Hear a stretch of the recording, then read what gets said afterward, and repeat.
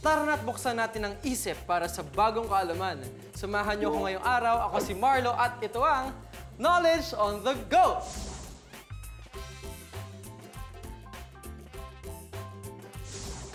At ang ating makakasama for today ay si Reign. Reign, anong grade ka na? Grade 5. Grade 5. Ano naman ang favorite subject mo? Filipino. Filipino ang favorite ni Reign dahil... Ito ang ating salita. Ito ang ating salita. Okay. O sige.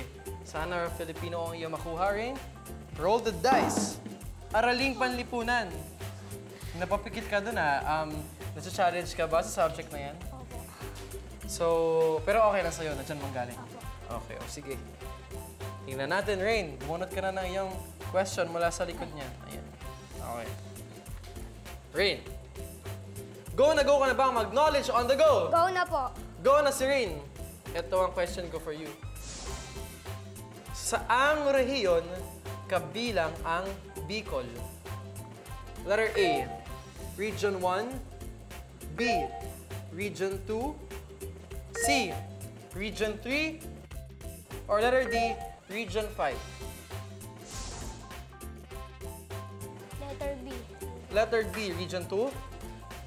Ang tamang sagot, Reign, ay letter D. Okay lang yan, Reign. Okay lang yan. Alam mo ba na ang sikat na Mayon Volcano ay matatagpuan sa Bicol sa Region 5? Okay lang. Kahit di mo nakuha ang tamang sagot, Reign, meron ka pa din prize wala sa Knowledge on the Go. Thank you po. Congratulations! Nakakatawa naman nga talaga at may bago na naman tayong natutunan. Ano naman kaya next time? Kaya samahan niyo ulit ako sa susunod. Ako po si Marlo at ito ang Knowledge on the Go!